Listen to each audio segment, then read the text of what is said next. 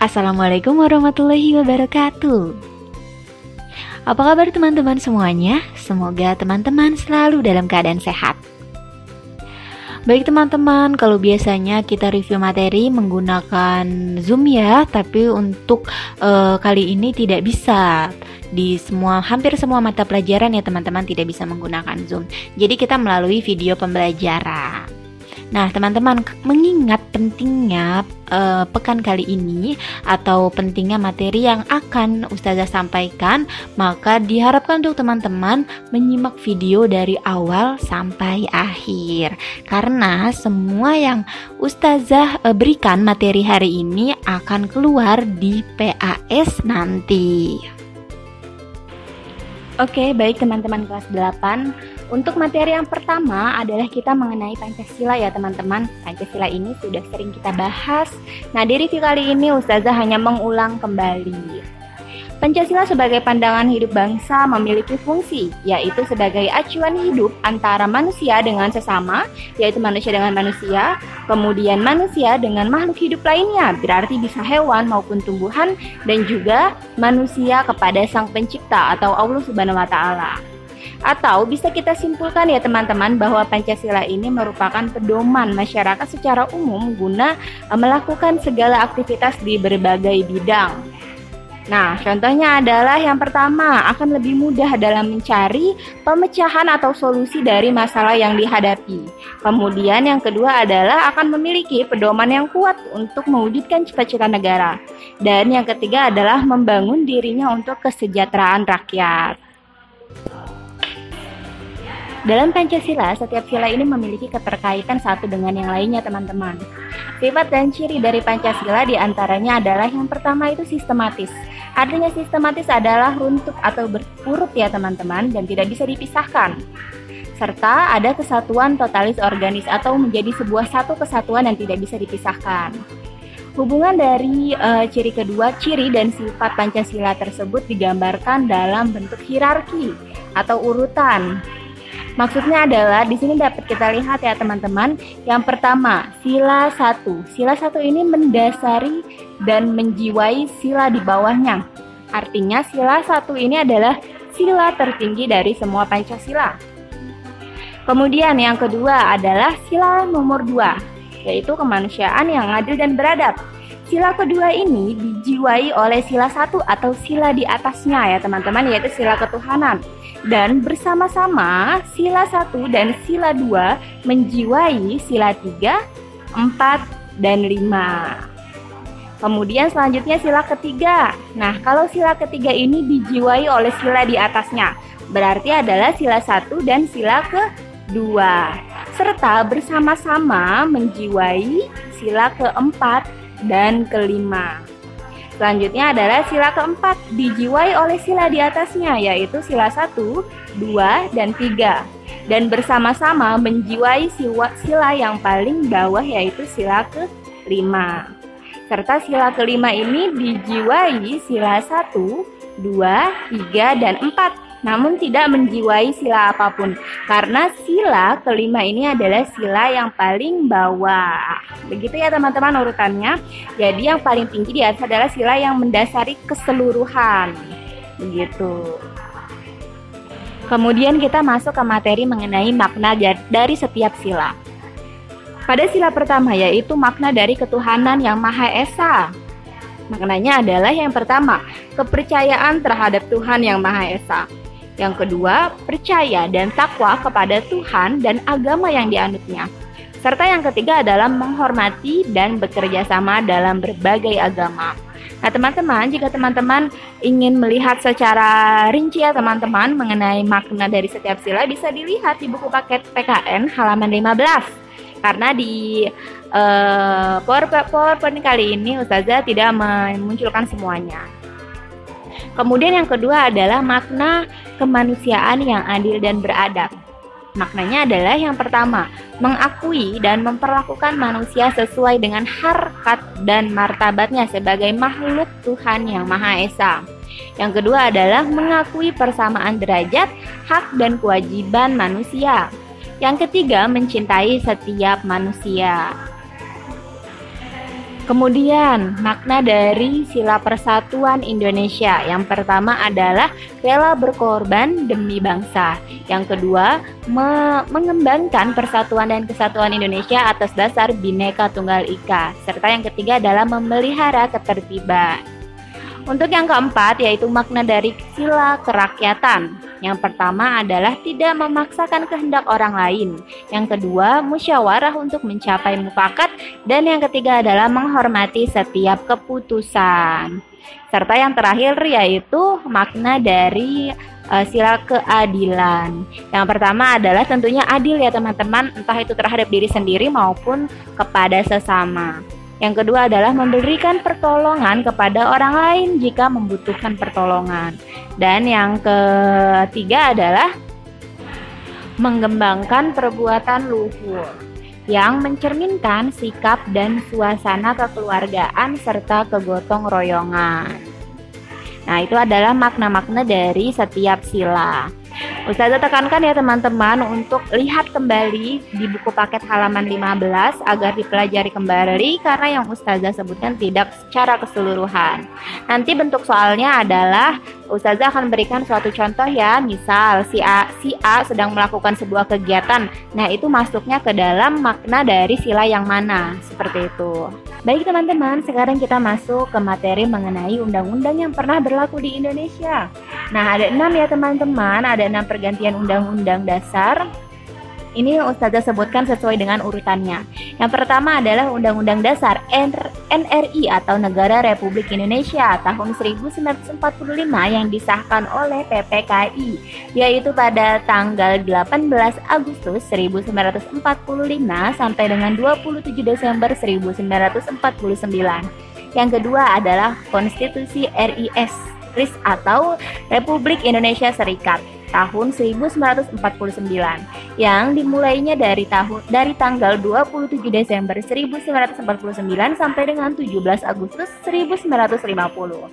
Serta yang ketiga ada UUDS atau Undang-Undang Dasar Sementara tahun 1950 yang dimulai pada tanggal 17 Agustus 1950 sampai dengan 5 Juli 1959. Kemudian yang keempat ada UUD NRI 1945 setelah dekret presiden, yaitu pada tanggal 5 Juli 1959 sampai dengan tahun 1966.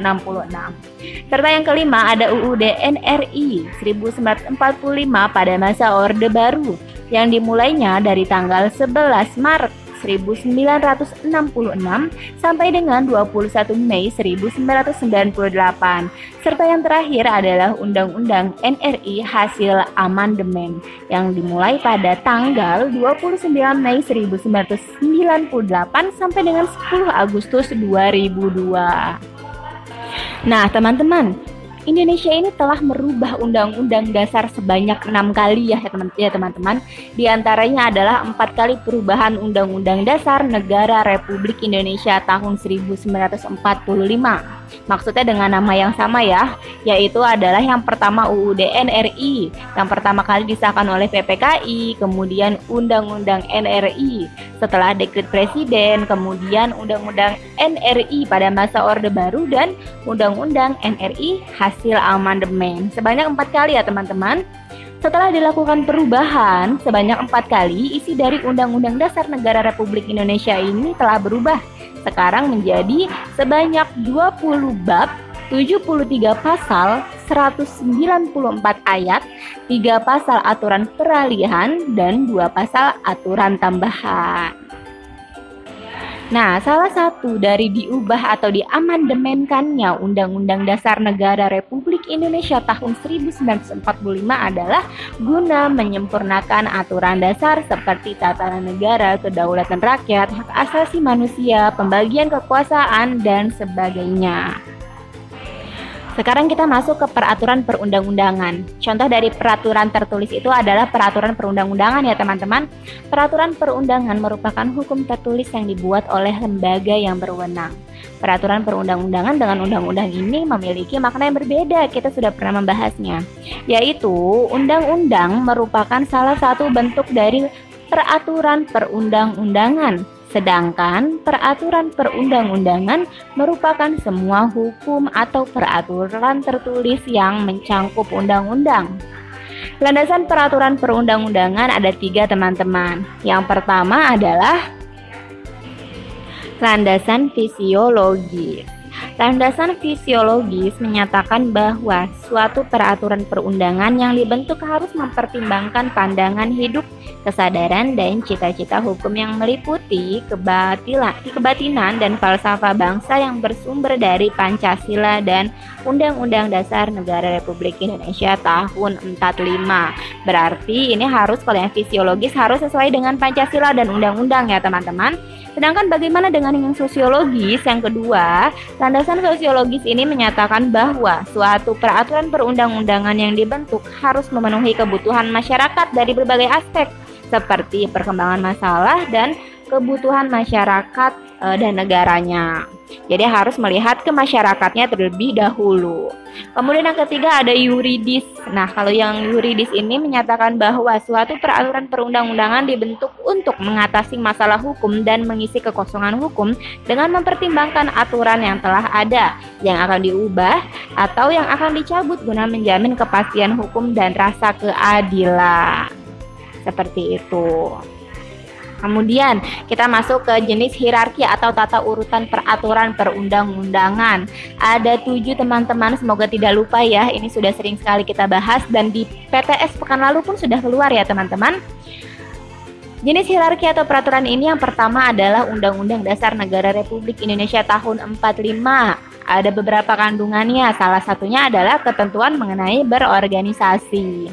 Kemudian TAP MPR atau ketetapan MPR yang berupa sebuah keputusan atau ketetapan yang mengikat pada seluruh orang atau masyarakat.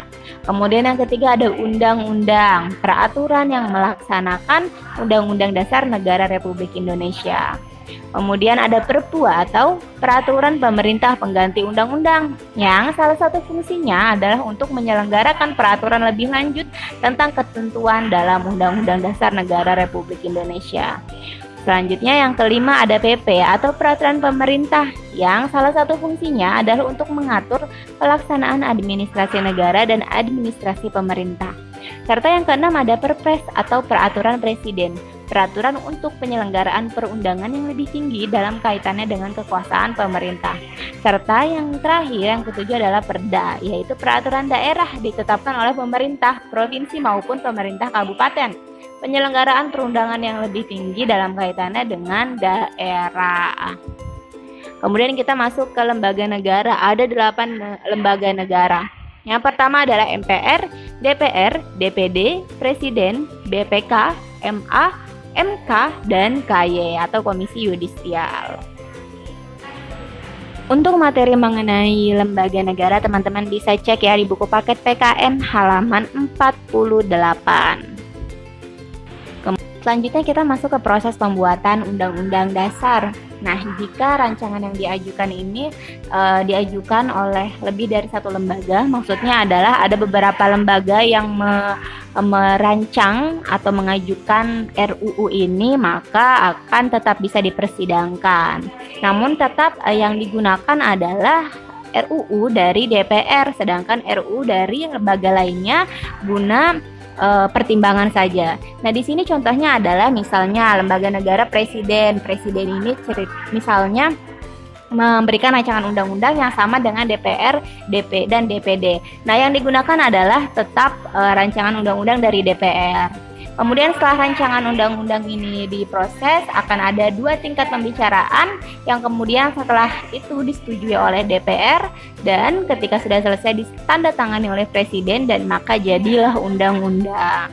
Kira-kira ringkasnya seperti itu, tapi dalam proses nyatanya tidak secepat ini ya teman-teman. Misalnya di 2 tingkat pembicaraan juga memiliki proses-proses tertentu lagi. Oke teman-teman, sekarang kita coba untuk membahas latihan soal yang kemarin ya teman-teman. Tidak semua, karena ada 10 soal, tidak semua, hanya ada beberapa yang akan Ustazah bahas kembali. Oke, salah satunya adalah teman-teman harap untuk melihat layarnya ya teman-teman supaya tidak bingung. Salah satunya adalah soal yang seperti ini. Perhatikan sila atau Pancasila berikut ini. 1. Ketuhanan yang Maha Esa. 2. Kemanusiaan yang adil dan beradab.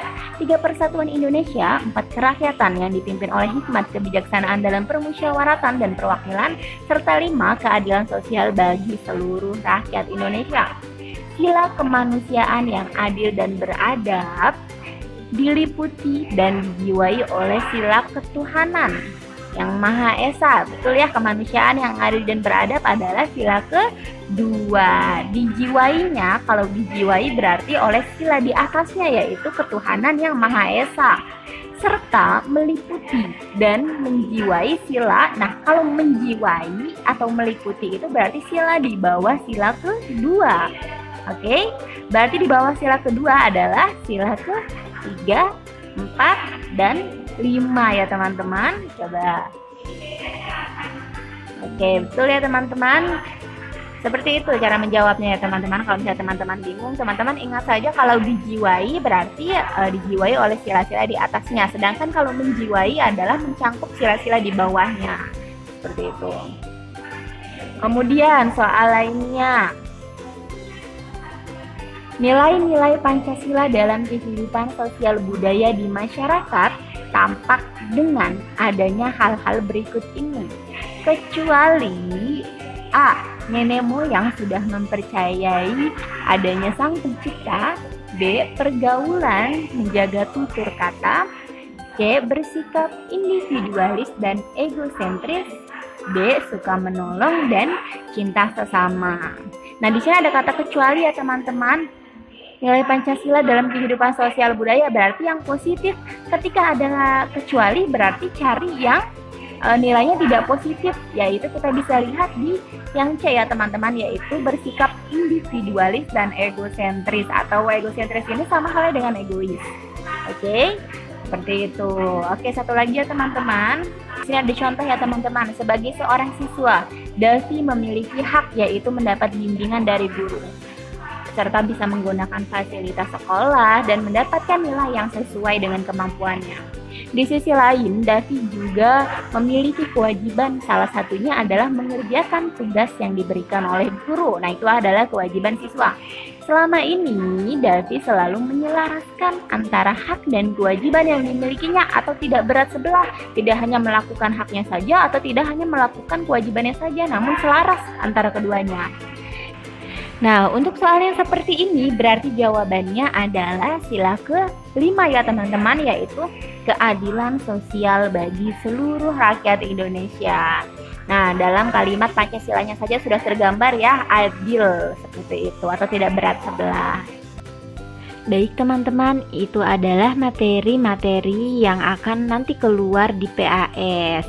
Harapannya teman-teman mempelajari kembali supaya tidak lupa ya.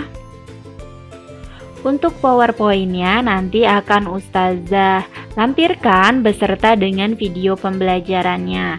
Dan untuk tugas, tidak ada tugas ya teman-teman. Jadi teman-teman bisa fokus untuk mempelajari kembali. Terima kasih teman-teman, sehat selalu. Wassalamualaikum warahmatullahi wabarakatuh.